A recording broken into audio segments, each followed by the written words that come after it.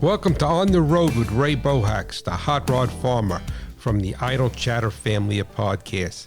I invite you to jump in and join me. Along the way, we will get to know some real interesting people in their stories. Be it farming or firing orders, these folks are passionate about growing things or making horsepower. Let's get this bad boy fired up and head off to destinations unknown.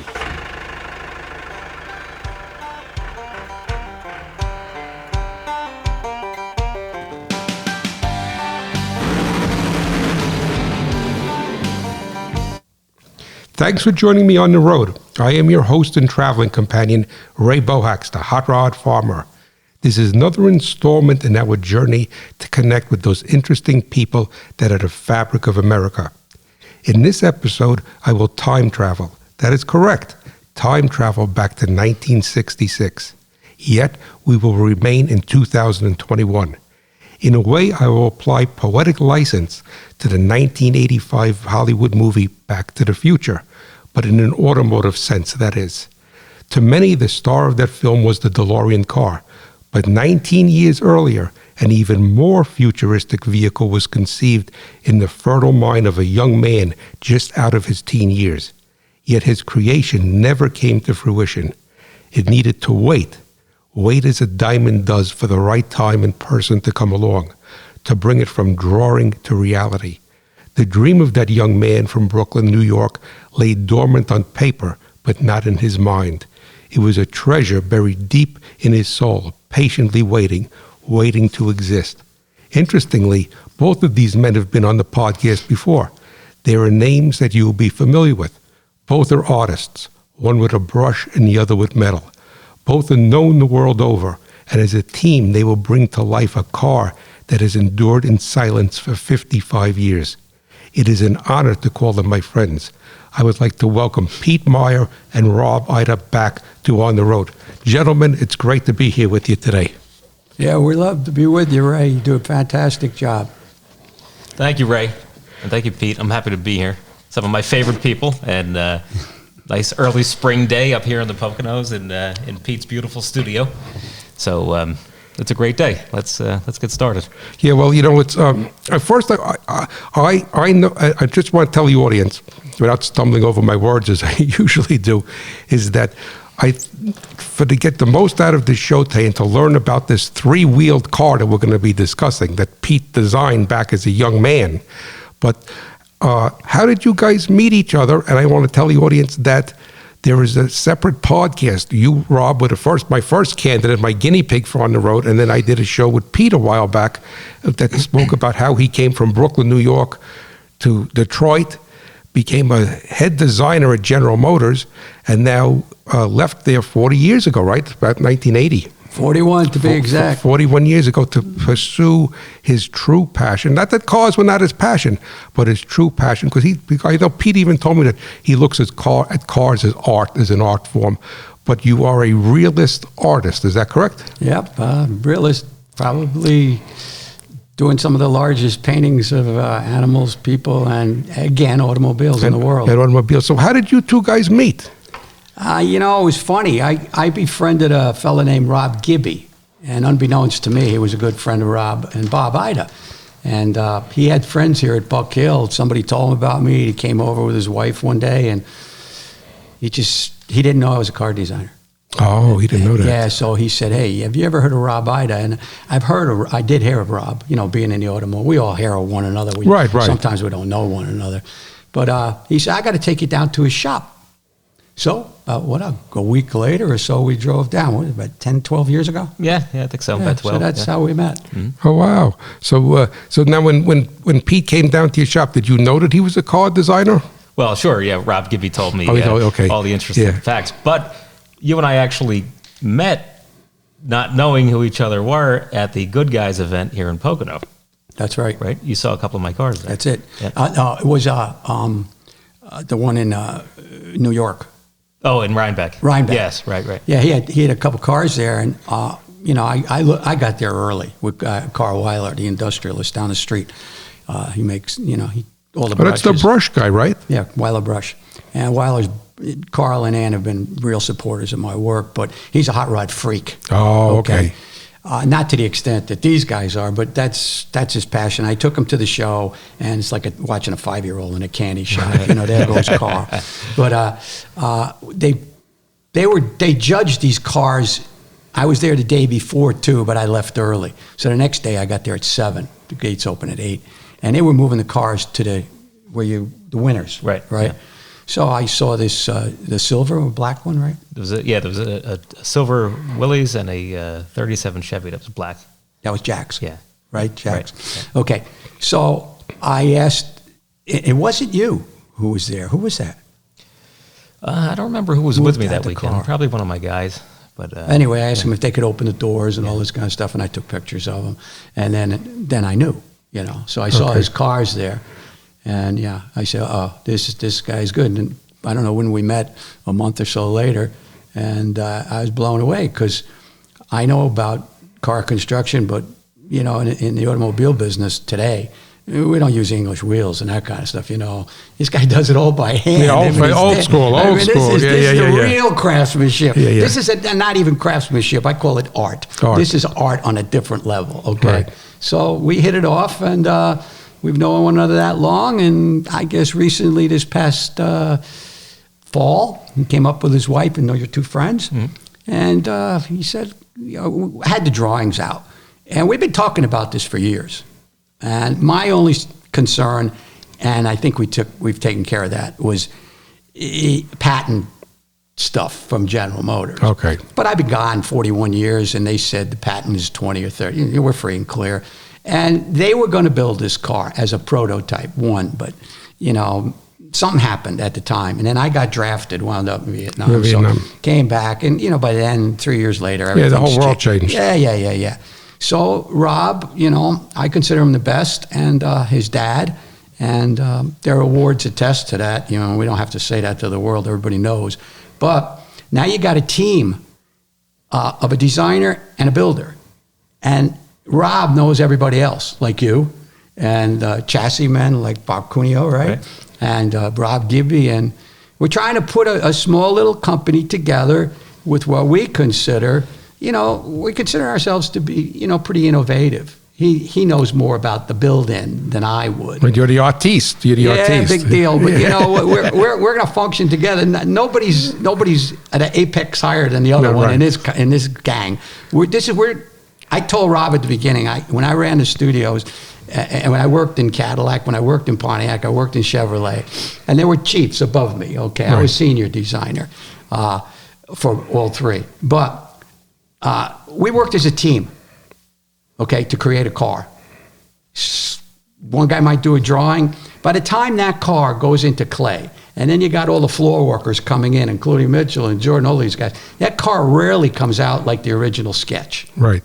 This will. Right. Yeah. It doesn't get skewed. Yeah. Now, Rob we're not going to give away how we're going to build this or what we're going to do yet. Well, no, we got to give away something. It's like a short skirt. You got to show some leg. You know what I'm saying? Show some leg. You can't wait and we're going to talk about that. We're going to talk about leg with the three-wheeler too. Okay. Well, Rob has some innovative ideas for this. Okay. We can't say it'll be electric. It'll be battery powered and that kind of thing, but I'm going to try and use the same overall body style, and maybe what the word I use is contemporize it. I might tighten up some crisp lines. There are no crisp lines on this car. As you see, it's very organic. Right. It looks like a Bonneville salt racer. Right. Okay. We'll have to change, but that's up to him and the chassis guy and them, and that's how we work together. Because I understand what his needs are, and he'll understand, well, this is going to make it look better. Maybe we can work around that. So this is going to be a one-off with us just trying to pull this thing together. And for the benefit of the audience, for today's show, but like I said, I'm going to repeat, I suggest that you do go back into the archives, and the podcast is available on my website if you're listening there now, or any place that you get your podcasts, iTunes, iHeartRadio, what have you. But Rob is people think that they're hot rod, but he's not a hot rod builder. Mm-hmm. I call him a coach builder, but he kind of didn't want to go into that term. He was a little bit too humble. But you need to go. What is your website, Rob? It's robidaconcepts.com. You got to go see what this guy's doing. Stop the podcast right now. Go to his website and then come back, because it'll make a lot more. This podcast, this show will make a lot more sense. But Rob, when you saw, and we're gonna ask Pete about the day he started to design that car. But when you saw the drawing for the three-wheeler, and this car that Pete designed is a three-wheeler. What was your first moment when you saw it? Were you like floored, like wow? Yeah, I mean, like the impact of most things in the studio, it's like sensory overload. You walk in here and you see these gigantic, images that he's creating all around you.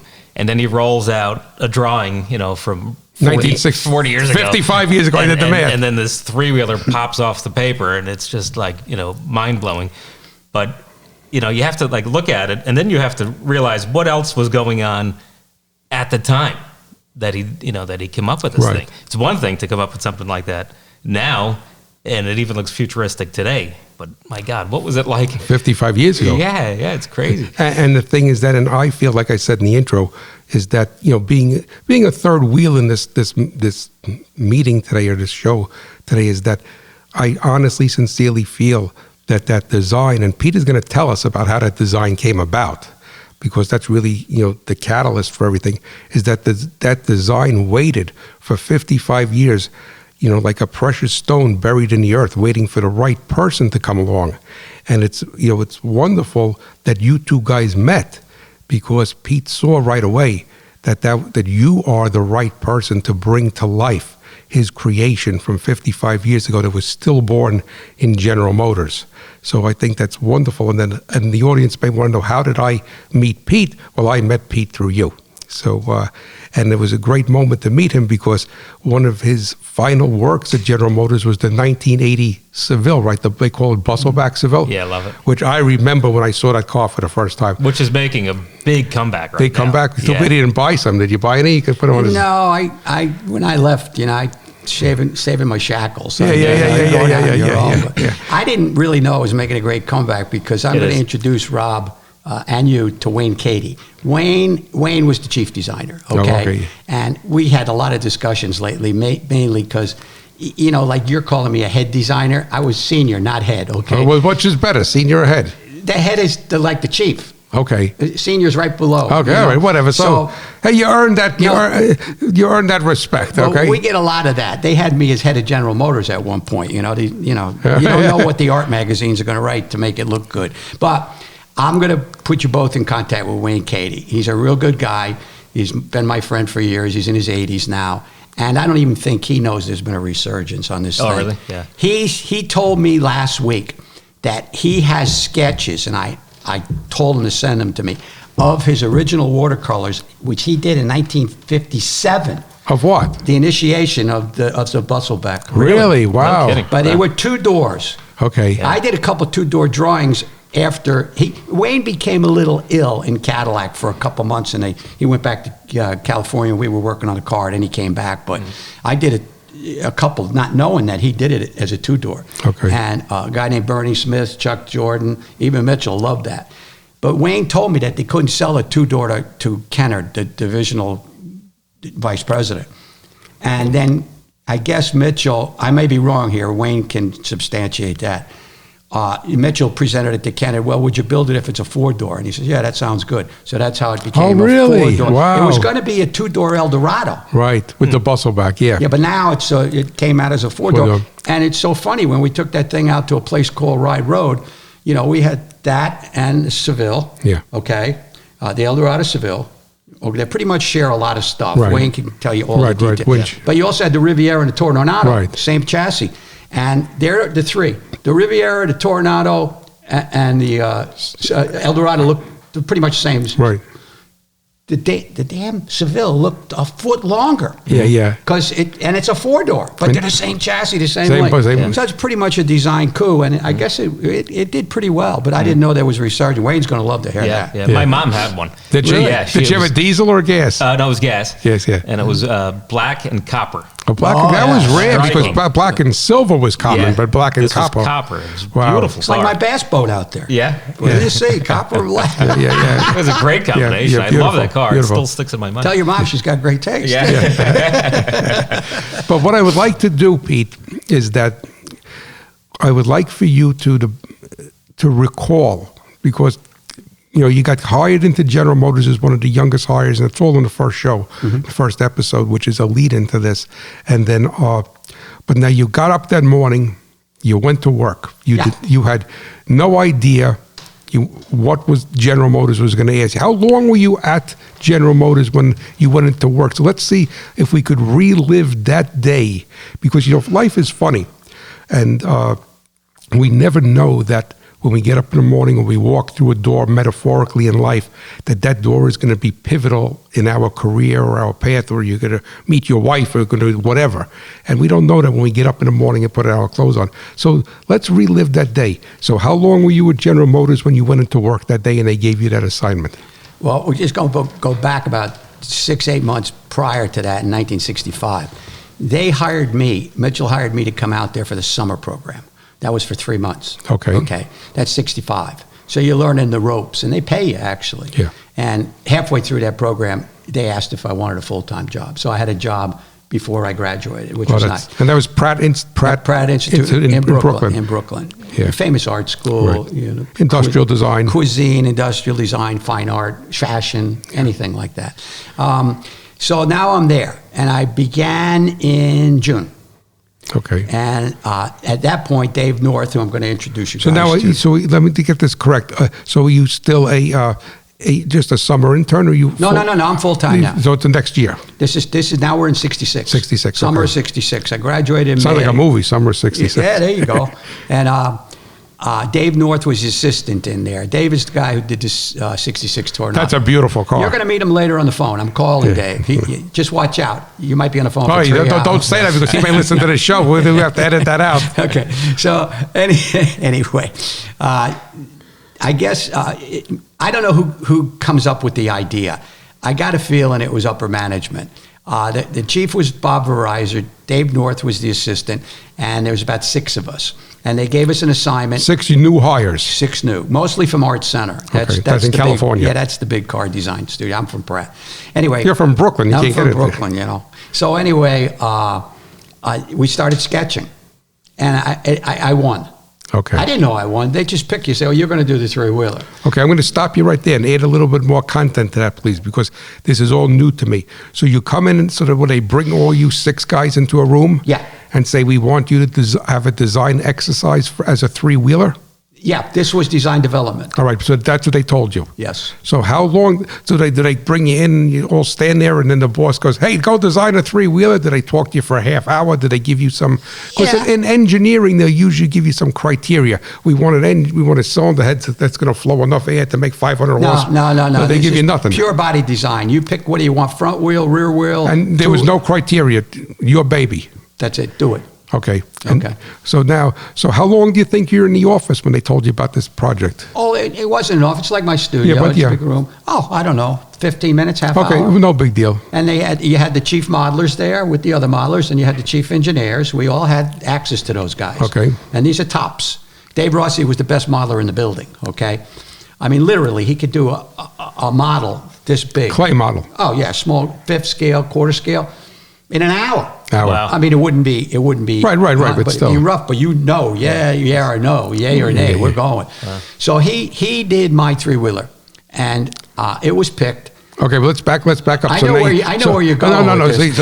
So you leave the room, right? And what did they have? A little back then? Did they have this was 1966, all right? So it was a different world. Did you have a cubicle? Everybody had their own cubicle. So you went back to your cubicle, right? And how much time did they give you for you to create a concept? They couldn't give you 10 years. That's a good question, Ray. I think, it happened so quick. I don't even know if it was 3 days. Like falling in love. Dave North just came over with me, grabbed the sketch and said, this is it. And I just showed it to Jordan and Verizon, and that was it. So now you sat down at the desk. Uh-huh. And you started, so your mind is all turning, right? Right, got to design a 3-wheeler.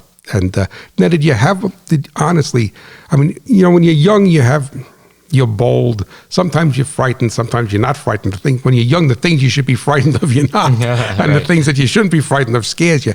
So did you think that this was pivotal in your job there, or you just felt it was just another task? Just another task. So they really didn't. So I really didn't know the upper workings of management. Right. You were just and there. how old were you at this point? 20 years old, I was right? 20. 20.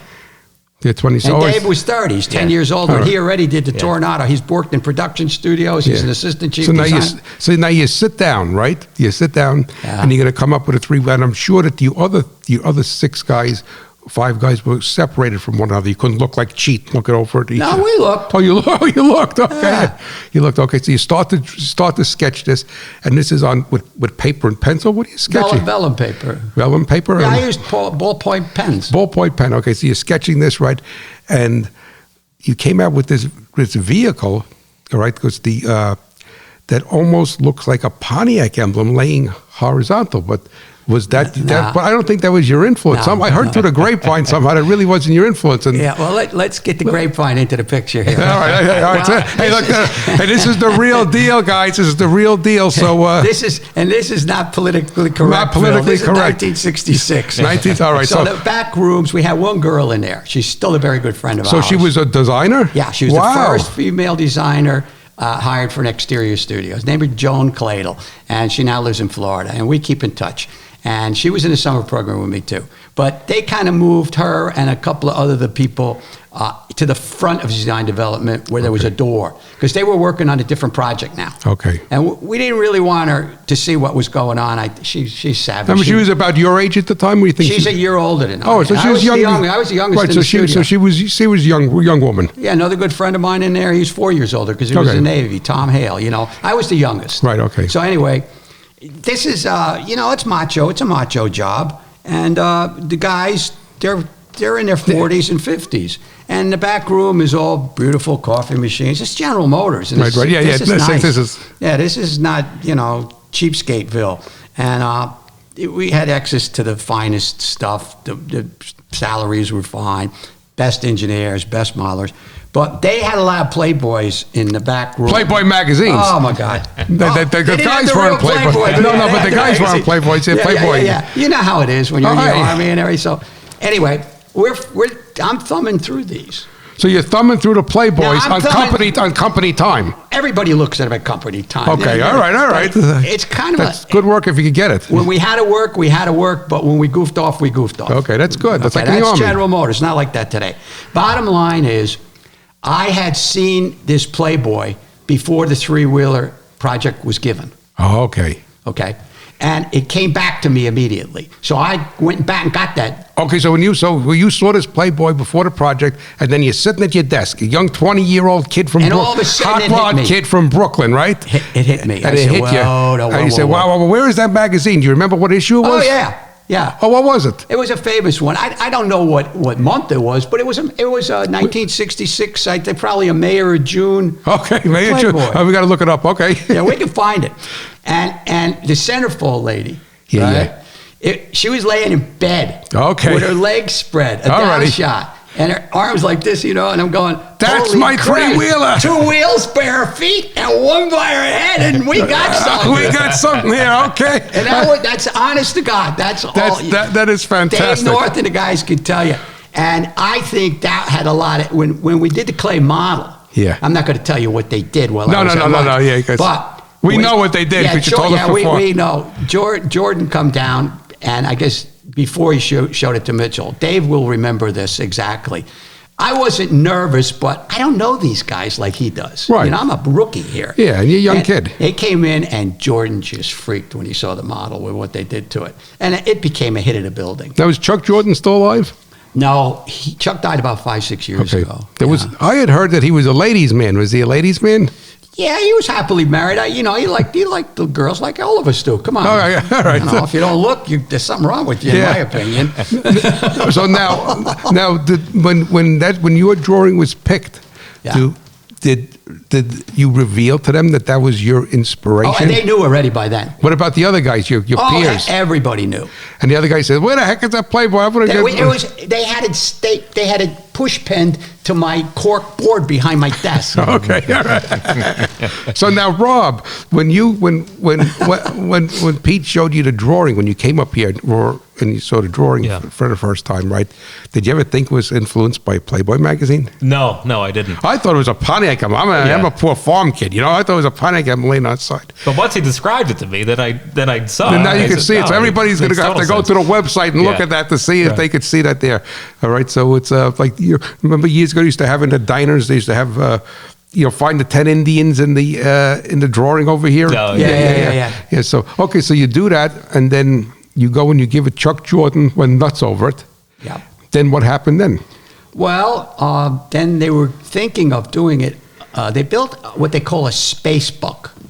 Okay. It's life size out of wood. Okay. It's got all framed. Rob would know what it Rob is. does that because That's what he does. down at his shop I've seen that. That's what they do the Yeah. metal over. Right. And, that's your skeletal structure. Yeah, it's like pieces of a puzzle where they come together, two-dimensional parts come together and now form a three-dimensional form. Okay. And to the audience, if you go back in the podcast, I'm not pushing it on you, on Rob's podcast, the picture we have there, do we have the buck in there? No. I think so. Yeah, I think the There's buck a was in buck. One of the in Tucker room. bucks?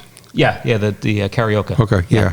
So you make a buck. That's what they do first. Yeah, the wood shop, they take all the points off of the model and they can make it any size. This is life size now. But they only did it where the driver and the front pod was. Okay. They didn't do the whole car. Okay.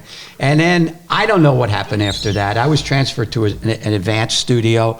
I was there for about a month and I wound up in Vietnam after that. So that's it. Okay. That's how quick it went. Really? So basically you were in and out and you went to Vietnam. Yeah, not even a year. Wow. And then at 67, I got drafted and went to Nam 68, 69 and came back and a lot had changed. Right, right. I mean, 2 years, 3 years, it's crazy what had changed in that building. Yeah, and But you still had a spot, so that was... Oh, yeah. I had I was still a junior designer. though. was it the same desk? Oh, no, now I'm in a studio. Oh, now you're in the studio. Okay, so you didn't have the same desk. So the Playboy Center for wasn't. I have you don't no know. idea You didn't what take it to happened. Vietnam with you. You didn't take it to Vietnam. Yeah. Now, does your wife know how that car was inspired? Oh, yeah. Okay, all right. So now you're looking at this car. So Pete's showing you the drawing, and Rob is a man with such passion. You have to look at his. Both of these gentlemen here, my friends, are so passionate about what they do. Pete with design and with color and creativity, and he does these life-size paintings. You just have to go to his, what's your website? Pete Maier? Peter Maier, Fine Art. Fine Art, all right? And just think, just try to forget about the stories you just heard when you're looking at the fine art, which you can't believe that's the same person. But anyway, now when you looked at this car, and as I asked you this before, and you said, geez, wow, I have to make this. What was the next step in your mind? Because that's good. Hey, let's go skiing, right? But how are we going to get there? So your mind, I know, is like a computer. It goes, zoop. So what was the next thought after you said we have to make this? Well, it's not as easy as just picking up some tools and making a car. There's a lot that goes into the pre-planning before anything is even tangible. So much thought goes into engineering and what components we're going to use, how they're going to lay out. And one thing with design at General Motors versus what we intend to do here is we're not going to have so much influence by an engineer's input of practicality. So we don't really worry about things like trunk space or how many, or crash testing. Big passenger or something. Like we can take some leeway to maintain that design that you wouldn't be able to do if you were trying to produce a car that was actually going out to the public. Right. So now the thing is that when you start to think about this in your mind, and I'm sure you probably no matter what you would do during the day, it was probably somewhere coming to the forefront of your mind and it occupied you. So how did you envision this car being made? Out of what material? Well, at first, you go right to, what do we plan to do here? Do we plan to produce vehicles or just make one? How would it be used? Choices are hammering it out of aluminum or steel. Another choice would be making a buck and making a fiberglass body, which is not uncommon for prototype stuff. But now, it's not 1966 anymore. There's so many new things available to us. 3D printing. So what if we 3D printed the whole car? Wow. Or as much of it as we possibly Now, could. has that ever been done that you know aware of? I think it's been done to some degree.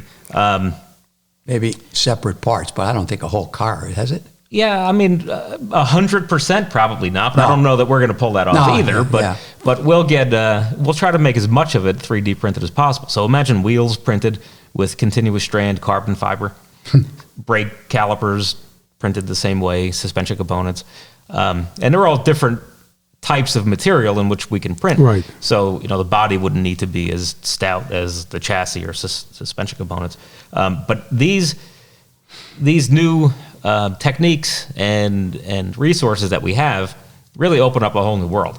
So we're kind of thinking, wouldn't it be fun to use this very forward-thinking, very modern design that Pete came up with in 1966, and then using the latest and greatest technology from today Right. to manufacture it? Now, Pete, back then, if General Motors were to have moved forward, what would that have been? Would that have been a fiberglass body? Would it have been a steel body? Or that wasn't even talked about that? I would particular imagine like the Corvette fiberglass. fiberglass body. Yeah. Now, what drivetrain did you envision in that car? I had two six-cylinder Pontiac engines. in it. Two six-cylinder. Yeah, it was my idea. They said go all out. Okay. Well, you're thinking, macho, dragster, Bonneville, salt flat. So that was the concept. Okay. That won't happen today. Like the Tempest overhead Yeah, cam. yeah. Cool. I mean, Yeah. super cool choice, Right. especially for that time. And so the audience could understand your three-wheeler, because we remember it was from the girl. So it was two wheels in the front, one wheel in the back. Mm-hmm. Now, did any of the other young hires design the three-wheeler the other way with one wheel in the front and two wheels? It's funny. There was another three-wheeler done at the time. I forgot the fellow's name, about a couple of years before me, and they had the two in the back. Okay. I'm part engineer because of my father, and I don't know. There's something in my mind in physics that when two wheels are pulling, Right. even if you're going fast, it's going to rip that rear wheel around the corner and it's going to follow it. Right. When Like you a trailer. Yeah, you got one in the front and two in the back You're pushing. trying to push it, so steer, yeah. That doesn't seem really stable to me. And it turns out it wouldn't be. So, no, that's how it happened. Yeah, okay. I just figured, and most of the engineers agreed. Okay. And the fact that reality was the other guy didn't have the Playboy magazine yet.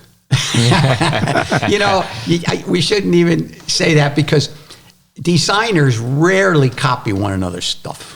Yeah. We have an ego like anybody else. Show me somebody without an ego, and Mike's lines, I'll show you a loser. Yeah. But they're all good people, and they're shooting for their design. Right, of course. Once you got somebody, it's friendly competition. Yeah. once you get a copycat, they're never going to reach the top. You got to have somebody good. That's what General Motors is hiring you for. Right. So Right, for creativity. And that's what that exercise was about, right? That's what it was. To see what you can see your come up with. thinking. See how creative you are. Right? You That's think out of the box. So now, that was going to be Rob, you were thinking about that this is going to be electric instead of internal combustion engine, huh? I think so. I think it's a good choice for for this modern type build. Using the latest and greatest of technologies. I think that it's kind of a natural. It lends itself to it. It lends itself to it. Yeah. Yeah. Yeah, I really do. I think it'd be the perfect choice. Wow. And so now you're going to. Now I understand it from the previous podcast that I did with Pete is that there's some gentleman that's involved with this, doing some drawings or something in England. Correct. Yeah, Paul Cameron, very talented guy. And what is his background? He's a designer, and what he can do is like three-dimensional surface drawings on a computer screen.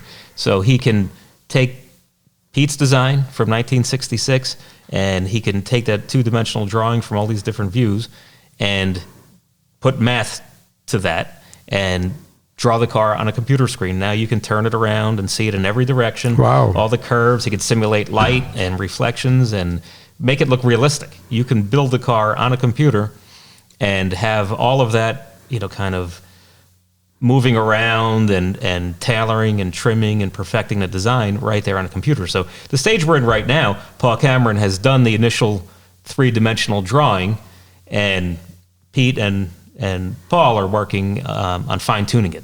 Now, prior to this technology, what would you have done? What would a car designer do? You go right to a model. Or you go right to a clay model. That's a clay model. I'm still, Paul's work is incredible. Don't get me wrong.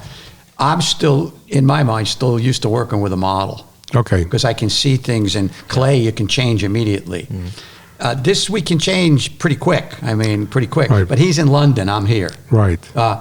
So I do another drawing. Like I say, I'm going to try to contemporize it. And I'm going to show these drawings to Rob before we send them, okay? Yeah.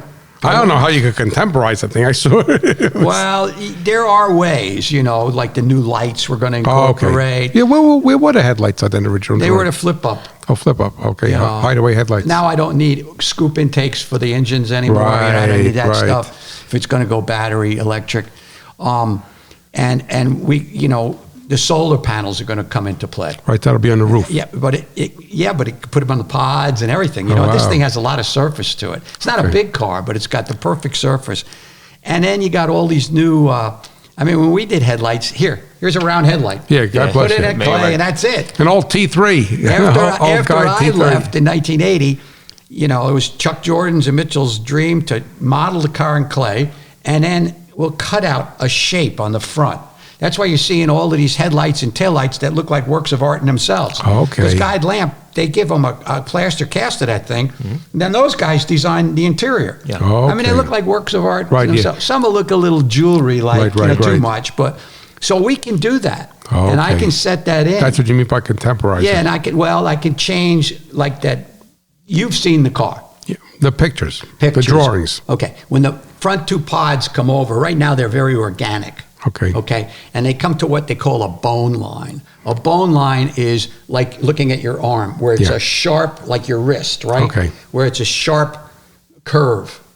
But I can take that to 2 crisps, to 2 hard lines, make the top flat, continue that to the front, and set those headlights in. Or we can put it on the bone line. Right. So by contemporizing it, if you take all these organic elements that the car has. Right. Pretty much it's organic, rounded shapes, but they're tight, like a Learjet. Okay. They're not fat. They're not fat. Yeah, that girl wasn't fat in the magazine. No, she wasn't fat. and anyway, so it's a tight body, but it's organic. Okay. It's not like it's the opposite of a Lamborghini. Right. Okay, with curves. Yeah, all different shapes.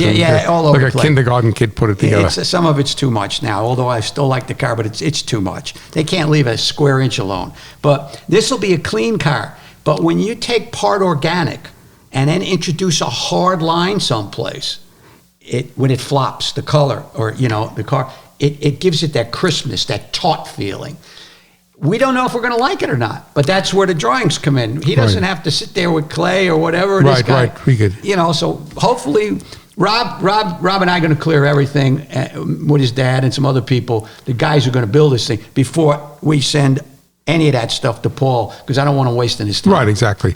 Now, back in 1966, within the General Motors lineup, is that what size, more or less, to the audience, what size car would have this been? Like the size of a Tempest would have been? 16 foot long. So what would that be to the? The hell would that be, bro? Like back in '66, like a Le Mans? It's maybe a little small. I don't know what a Firebird? how long those cars are. So Smaller. Firebird. About a Firebird, maybe a little shorter. Firebird came out in '67, so about a little bit shorter than a Firebird. Yeah. Maybe, but don't forget it's a lot lower. Right, it's a lot lower. And Okay. it's got a nice wide tread. It's got a nice stance to Nice, it. yeah, it's a husky stance. Yeah, Oh, it's solid. like a snowmobile. Yeah, It looks good. Now, what size? The tire technology and the wheel technology changed. Rob, what do you envision because you have such a creative eye from the hot rod custom car? I use the term hot rod, but you're much beyond that. What kind of wheel package do you think you'd want to put on this car? We're looking at some of the motorcycle type tires, a real rounded tire for the back. Okay. And we have a few different ideas up front, but we haven't nailed down anything for any of that yet. the mechanical work is Right, still, right. still. Yeah, but I know how you are. You think 10 steps, 10, Yeah. 20 steps ahead. You know what I'm saying? So you're thinking like a modern, in both of your minds, and I know you're going to work this all out, but the thing is that Pete's design was so futuristic for 1960. If it's futuristic today, it doesn't look old. Right. All right. And do you think you're going to try to, are you going to suggest any like retro 1966 themes in it? Well, if we were going to go with like Pete mentioned, headlights, early style flip up headlights that was a glass sealed beam bulb, then maybe I would recommend a bias ply type tire. Okay. So that all the hardware makes sense. Everything looks of the same period. But by making a contemporary version of that design with a modern technology and electric motor, I think modern type tires and lighting and hardware makes sense. Okay. Now, do you feel, and I'm throwing this out at you, and we don't know where we're going to go with it, but do you really think and I know this car is going to be created because the people that are involved in it, Pete, your dad, these people all, they don't, failure is not an option, or getting it not to fruition is not probably a better term than failure. Do you think that people would realize it was designed in 1966 when they look at it? No, not without being told, especially with the contemporary version. We did also have thoughts of doing two, being that it's a printed car, right? It's not much more effort really to print the second one because all of that engineering is done. What if we did make one with the early style hardware, tires, that's a great idea, and things like that. Put them side by side, and then the modern version of it as well. Right, that'd be wonderful. Yeah. But all of this also takes a budget, which right. Is another part of money. So we certainly have the will and the tools and the ability, but until the whole package is complete, we can't really commit to build a vehicle. Right. Now, what kind of doors did you envision having? I'm going to go back and forth between you two if that's right, because this is the original '66 vision, and you're the one who's going to make it happen. So it's so what kind of doors did you envision having? Let me just back up just a second on the wheels. If you look at that real close, this predates the big wheel, small tire. Right. Small, low sidewall, Yeah, and those non-thick tires with less air in them, they don't last that long. No. Going around corners. You don't want to see a big semi-truck with them. Right. They need the air in the tire. But I had it on that, and I had a big wheel, a massive wheel. Okay. And I know they were playing around with clear and plastic and all that. Today, I don't know how the hell it would look, but I love, like that sculpture over there, if you look inside of its head, it's all the movings of a telescope and fancy watches. Okay. You can see in there. I thought the two front wheels with the brakes or whatever we got and anything, they could be a semi-clear. Wow. That could look cool. That's cool. That could be cool. So what would it be made of then? I don't know. Plastic. Well, whatever. It'd have to be, yeah. Right. Wow. That's amazing. A guy named Hulky Aldakachki, he was assistant chief engineer for Pontiac Motor Division in the 70s, early 70s. I don't know if he's still with us. They were working on an all-plastic engine. Every part, valves, wow. Everything was plastic. Wow. So I said, man, that wheel, just depend. I don't think you'd want it crystal clear. You could make it you could match. You could put the dye color of the car into the plastic, and that would be the color of the wheel. Translucent. I've already called Exalta. Mm-hmm. They're going to supply us with the paint. We got any color we want.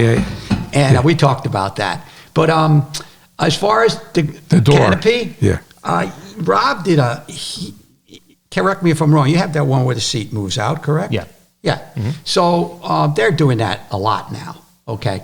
So the canopy would go up and maybe slide forward. This car is a single-seater at first. Okay. We want to make this an all-out show car that draws people in. Then later, like when we did the Seville, make it a four-door or something. Tweak it. We'll put a two-people thing in it, and maybe the rear end has to get wider. We still call it a three-wheeler, but what was it, Bob? Cuneo? Yeah, Bob Cuneo. He suggested two wheels in the back, close. Okay. Still look like a three-wheeler. Mm-hmm. Right. Because when you do a motorcycle, when you do a square motorcycle tire in the back, or Yeah. the motorcycle. You had a hell of a time turning it. Yeah. Right. Or leaning, but that's why they're all round now. Right. So that would be cool. But it doesn't have a round tire like that. Doesn't have the roadability as a flat one, let's say. So you got all these options, and that's where we all talk. And then you got like Bob Cuneo would know more about that. So would Rob and his dad than I would. Right. You know, I know how to change things to make theirs work, and usually they know how to change things to make mine work. Yeah. And now, Rob, what are you thinking about as far as the door or the entrances? Any thoughts other than what?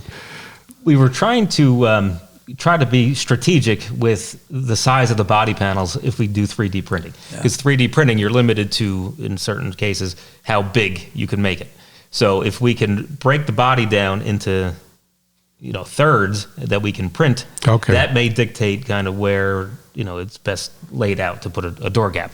But yeah, the canopy moving forward, I think, is then the seat slickest way to coming go. out, and you sat in it. Yeah. So what would that be? Electric canopy?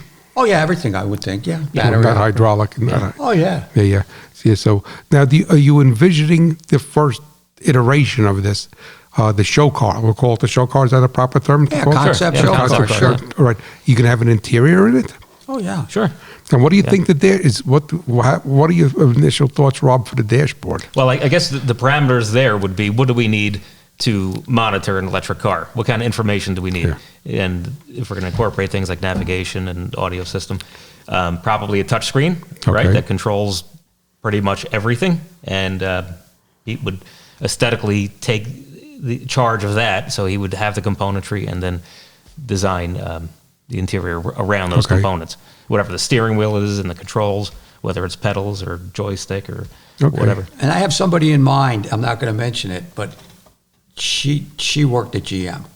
She was the one that you put by the door when you would get in the Playboy magazines. No. This is a different lady, and she had a lot to do with interior design. Yeah, and she became a manager. Okay. And I saw her latest Cadillac stuff. She still works. Oh, she's still working at Cadillac. Yeah. They have some beautiful interiors. She wants to become a fine artist like me. Okay. But to make that leave, I don't know. Yeah. I just knew I could do it. Right. Because I understand business, I understand design, I understand art, and I know I like people, and I get along with them. But when you're on your own versus GM, you don't have a paycheck coming in. So it's tough. So I don't think she will. I think all three of us know that, right? Yeah. But she could be a welcome addition for interiors. And she's in Michigan. Yeah, and I know her. She knows me well. Something like that. We could come up with the components and just say, okay, this is what we want. Boom, boom, boom. Right. And her stuff is contemporary. Beautiful, and it's nice. I mean, it's beautiful. As soon as she saw this car, I don't think she's aware. She probably is aware of it. Everybody at GM knew.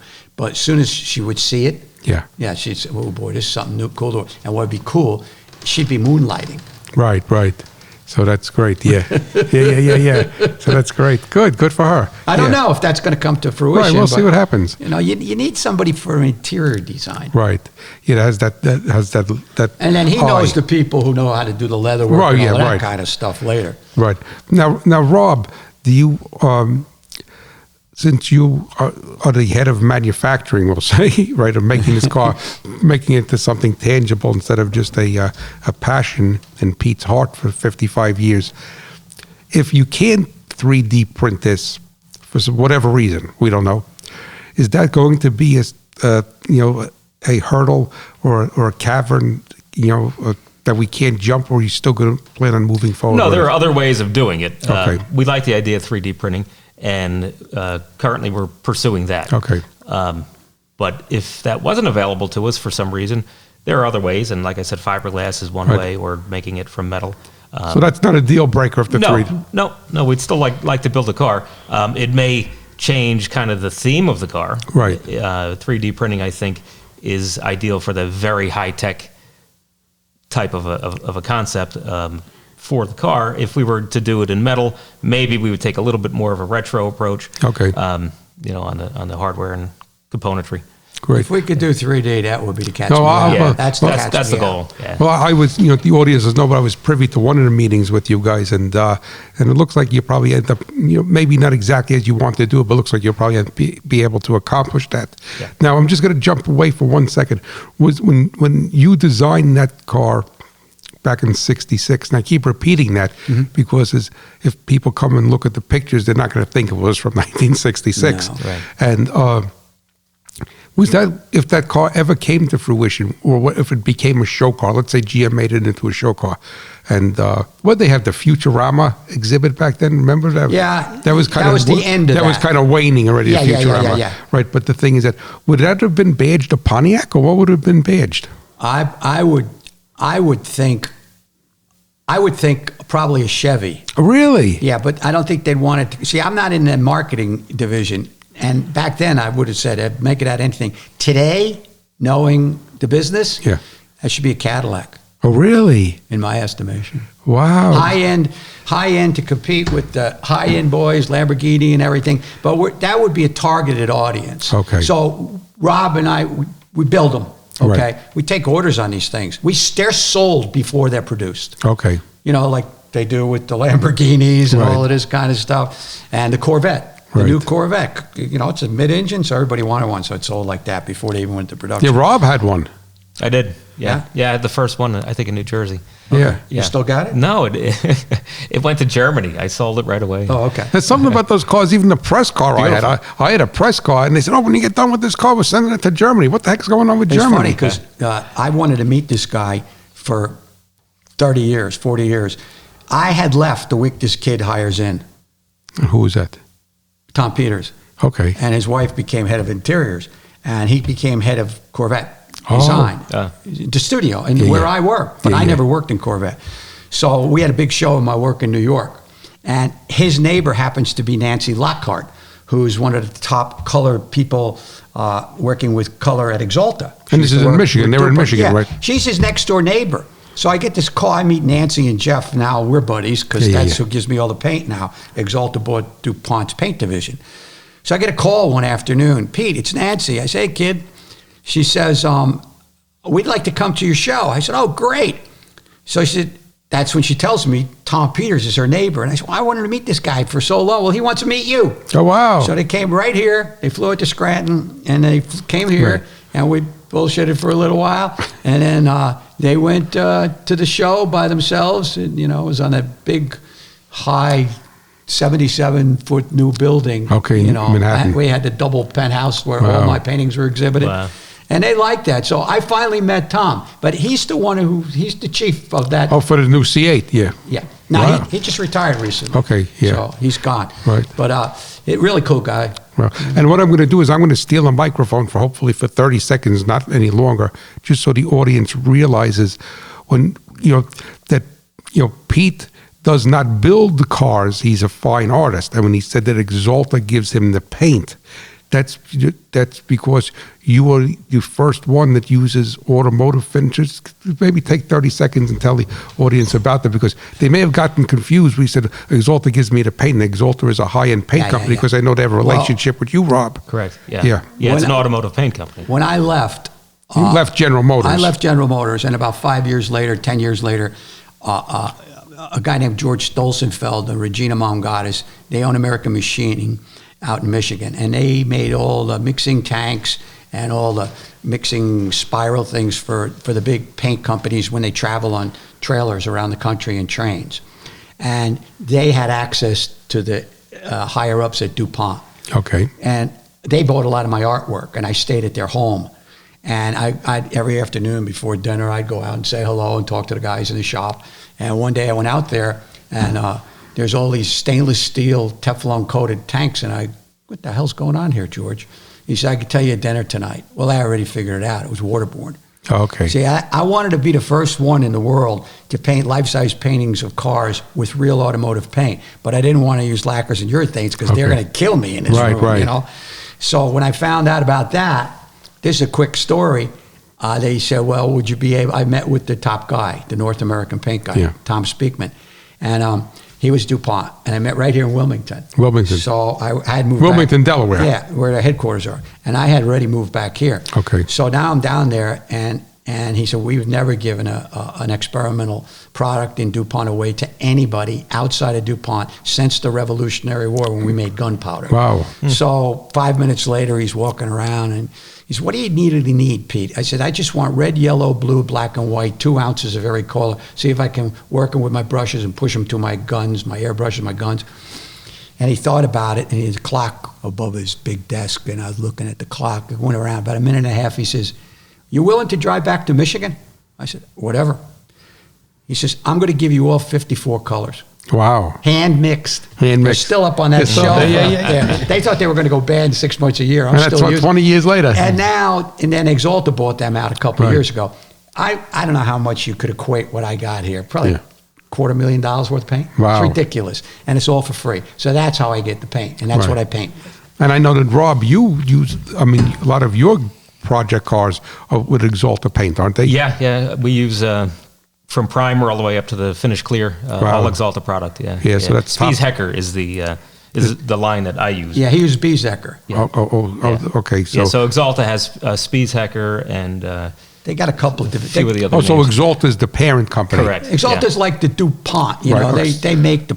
So buy. DuPont doesn't make paint anymore. They sold their Correct. whole Yeah. division. Okay. Did Exalta exist before they bought the DuPont division over? I don't think so. No, I think it that was a hedge new- fund guy Yeah. put it He was together. a hedge fund Yeah. guy. Okay, yeah, watch out for those But guys. now this car, I've already talked to Nancy and a bunch of higher ups. We'll use the waterborne. The waterborne paint. Well, right now, I if I run out of something, I go to Klein's or a job shop, and the guy down in Jersey down in Allentown who runs that shop, Dave.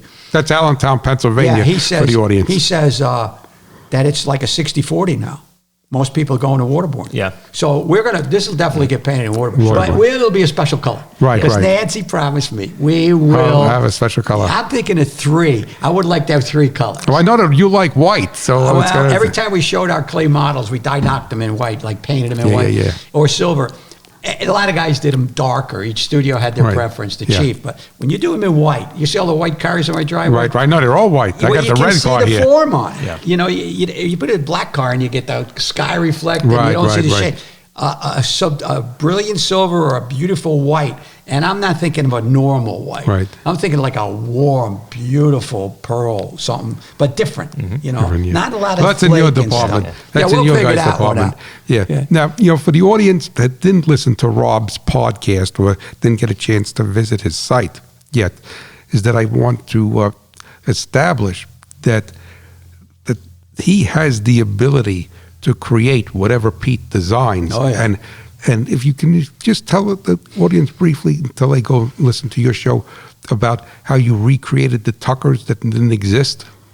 Yeah. So, kind of the story starts in 1948. You know, my grandfather was a dealer for Tucker. He had a dealership in Yonkers, New York. So the Tucker brand, the Tucker car, has always been a part of the family. You know? Right. It's always been something that we loved. They only made 50 cars, Right. so it's not like we were ever able to afford one. So, but what we were able to do was, make one. Right, So, exactly. So we had a friend, Chick DiLorenzo, who's now gone, and together we built a couple of replica Tuckers, and so now we're restoring Tuckers in the shop, and we work closely with the Tucker family, and so Tucker has always been important to us, and we're also working on a Tucker concept car. That never existed, It never right? existed. In 1955, Preston Tucker moved to Brazil, and he started to work on a new sports car. He called it his production line hot rod. And think of like a Porsche Speedster. So in that time, a little lightweight car with a 4-cylinder air-cooled rear engine, performance-minded, and with that Tucker kind of flair, so the center headlight and the adornment on the front fenders. Unfortunately, he died before he was able to make the car. So he had concept drawings and he had some renderings. No real engineering was done. And A lot like Pete's three-wheeler. correct. Yeah. Well, thank God he's still alive. He didn't die, but wow. Yeah, that same kind of a thing. So we're working on creating that car now in the shop. Yeah. And so I just want to establish to the audience that Rob Ida more than has the ability, the talent, and the experience to make this stillborn three-wheeled car from 55 years ago, 1966, come to life. That this is not a pipe dream team that you're putting together. He's fully capable. I mean, he's fully capable. Well, I'm part of a team, so I can't take all the credit, but I'm part of a team, and with this team of people that we have, looking at the project, right. Absolutely, we have full confidence that we can get it done. Well, now, Pete, I'm going to go back to you for a few minutes as we get ready to close the show in a couple of minutes. But the thing is that this must be, and you're a very passionate man, and that's why you're both passionate about what you do, and that's what this podcast is all about, passion. But this must be really exciting for you because this car lived in your mind since 1966, and now it's the closest it's ever been to coming to reality, isn't it? Yeah, it was in and out of my mind for all these years. But when I met Rob, I've mentioned it to a couple of times. I said, hey, take a look at this drawing, not pushy or anything. But what's so interesting about this is when I was a rookie designer, once the design's out of your hand, you got marketing, you got management, right. You got this. This is our baby. Right. You don't have any corporate they're going to change. It's crazy. And sometimes they're wrong, sometimes they're right, but that's the way corporate works. Right, exactly. But the nice thing about this is, let's say we get 4 or 5 backers, which is Rob's idea. We don't want a single backer that's going to take complete control. Right. Like an Elon Musk company right. or something. Because once they see it and they love it, that's it. Yeah, that's it. You're history. You're right. a pipe dream.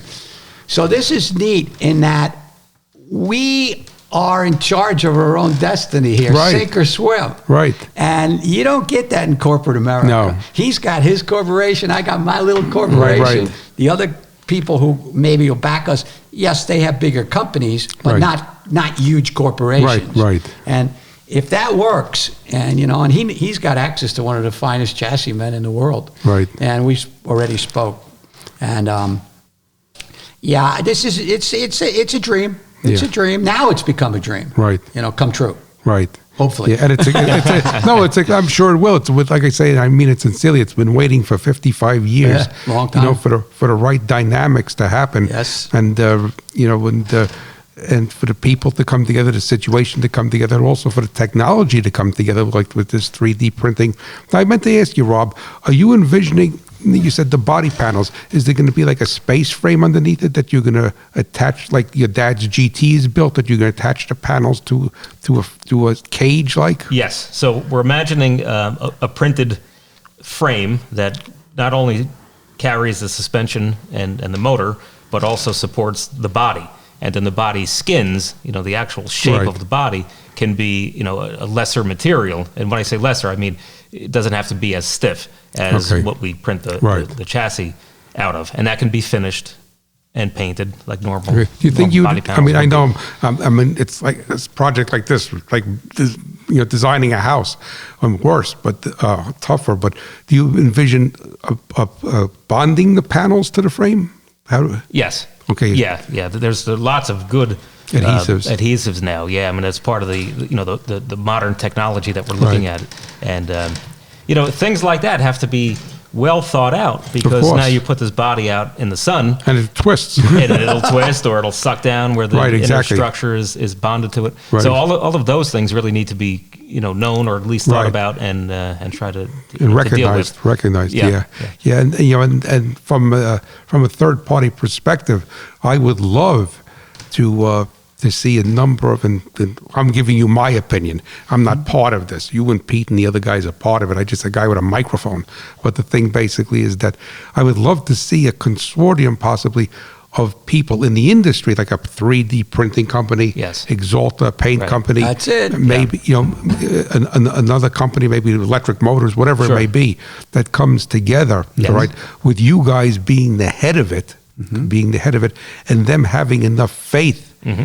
in looking at what Pete's work is, looking at what your work is, and what your background is, Rob, and what you've created, and come and say, yes, we want to be part of this. How can we contribute to this and make this happen without grabbing the steering wheel, metaphorically, Right. and trying to steer the ship in one direction. Yeah. And then this is what I'm envisioning. It may be all wrong.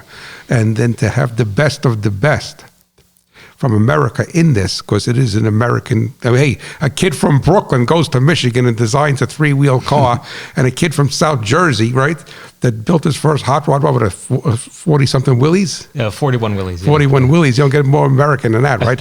Brings this all together, and then possibly this car. I mean, to me, like I said, this is my thought process. And feel free to tell me I'm wrong, and then use this as a showcase within different industries for the different technologies that are employed. So I don't know whether that would even work for you guys. In essence, that was Rob's idea. Yeah. But in essence, what it would be is they can use this concept show car, okay? Right. And it's going to be an eye turner. We kind of know that already.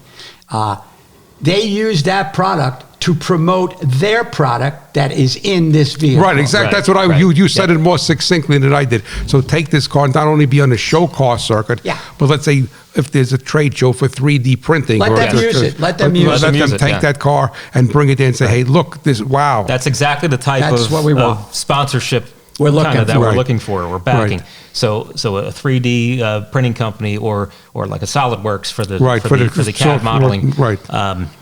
The bonding materials. Right. There's so many different supporting. Right.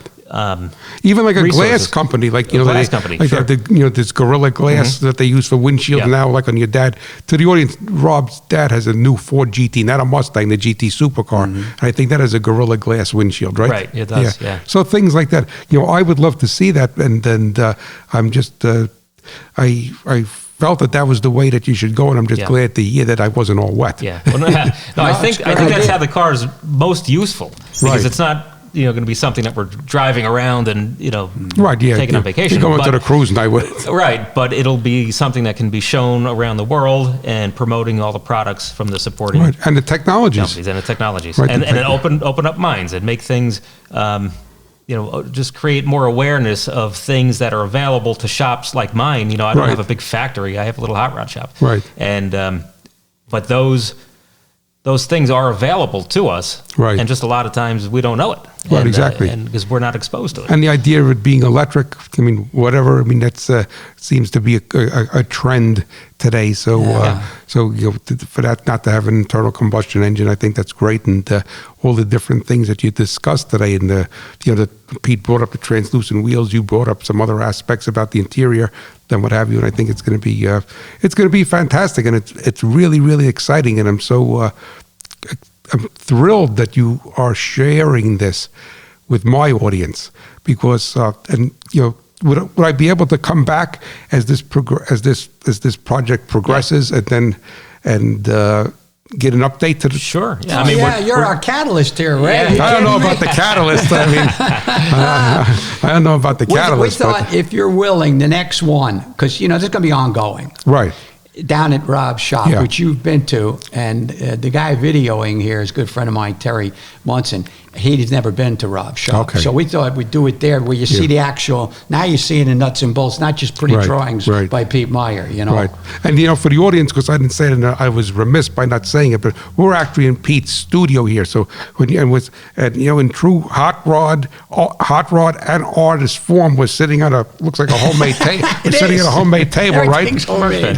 It's a table, and I'm actually was sitting on a blanket to lift me up to the, because Pete's pretty tall, so everything is, and I'm a short guy, but this is really, so if you heard any noise or something going on, but Pete, before we get ready to close, there's nothing to do with the car, but there's like this beautiful drawing of this buck, painting of this buck here. Yeah, Terry, before you go, Terry will take a picture of it for you and put it on the video. Yeah, so it's wonderful. Now, also, what I would like to do is, as we close, Rob, please give the audience your website again, that they could go to see what you're about, because I think that's important. We're laying the groundwork here to see how this car can exist. And so tell them your website. So my website is robidaconcepts.com. Okay, IDA. IDAconcepts.com. And my Instagram, which is probably updated much more and often, is Rob_Ida. Rob_Ida. Right. Okay, now Pete, you have a website there with your art on it. But I've been there to your website many, many times, and I brag about it but the thing that I have to tell about Pete's website to the audience is when you go there, you have to keep in mind that you're not looking at photographs. You're looking at a painting. Yeah, and you also have to imagine it in life size, in the scale that he creates them. They're gigantic. And you got to go there, and you don't have to be an art guy, but you have to go there and see those paintings. There's videos on there too, and again, Terry Munson does them all. Okay. So, Peter Maier Art. Peter Maier. Okay, Terry, our film guy here. So if you listen to the podcast, there's going to be a film of this also. You could see us all standing over here and sitting by this wooden table in Pete's Vietnam veteran hat. Yeah, right. But go to that website and check that out. And I think that didn't you make like a little media kit or something? Yeah, Terry's got that. And if somebody wanted to, can they go to your website and get that emailed? Yeah. Right. So look, you don't have to buy the car. You don't have to buy the painting. You don't have to buy anything, but you have to see the creativity. And I have to honestly say that both of you gentlemen never cease to floor me. And I'll start with Pete first, and then I'll go over to Rob as we close. And I'm so excited about this. I'm closing for 10 minutes now. But the thing is that, Pete, your artwork is, you can't even explain it, all right? You can't even explain it. That's why I tell you, it's not a photograph. It is a painting with automotive paint. But the one that, I love them all. They're all fantastic. But you got to look at, audience, you got to go and look at the match. Oh, the match is amazing. Yeah. The match is amazing. It is. The match is unbelievable. It's a match head on, a wooden match head on fire, right on flame. Yeah. And that is amazing. And then Rob, you built. Whenever I come to your shop, and you're so nonchalant about it. Oh yeah, we're just doing that. Oh yeah. I'm like, you're taking my breath away here. And I know you're building a Jaguar, right? Do you want to share a little bit about that? Sure. Yeah, we're building an E-Type Jaguar. And what year is that? Well, we started with a 69. Okay. But it's a 69 2+2, which is like the longer version, right. kind of which the unpopular, the ugly duckling. Yeah. So we shortened it by 9 so inches. It won't be 2+2 anymore. No. It's now back to the wheelbase of like an early car, like a Series 1. But it has longer doors, no cowl, so the fender comes all the way back to the door line, lowered the roof. Okay. If you looked at it without a reference, you might think that the car was manufactured this way. But if you see it compared to the original design, it's much sleeker. Right. And Jeff Allison designed it, and we're building it for Marcy. She owns Hop Up magazine.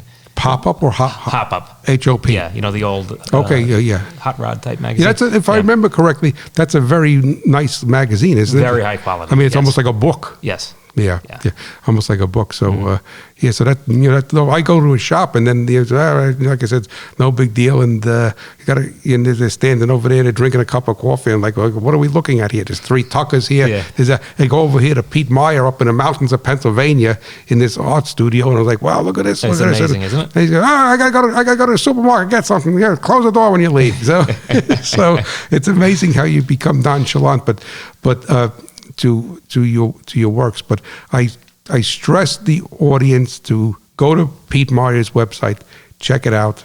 Go to Rob Ida's website, check it out, and listen to their episodes of On the Road Independently. There's an episode with Rob Ida that tells you his life story, which is a wonderful story, and Pete tells a wonderful story how a young man from Brooklyn, when he walked through, he actually got a job working with a sculptor for the making a sculpture for the New York World's Fair, for what was that, the '64 World's Fair? Mm-hmm. Yep. And he got hired. Then again, when he walked through that sculptor's office, got hired. That was the impetus for him getting hired by General Motors. And it's a catalyst. You say a catalyst, but it's a catalyst of how when you do one thing in life, how it opens up another door. You never know. You never know. And I'm just so thrilled and excited for all of you guys that this beautiful, beautiful, fantastic car, this concept from 1966, from a 20-year-old kid from probably, I think you never out of Brooklyn before, right? Never. Brooklyn. Went to the Catskills and the Poconos. That's Yeah. Went to Brooklyn and this from this fertile mind. So listen, I want to thank you so much and for sharing this not only with me but with my audience, and I'm very excited about following this progression, and I know that the audience will. And who knows where we will be on the road the next time, but may not be as interesting as this, but it'll be somebody with passion.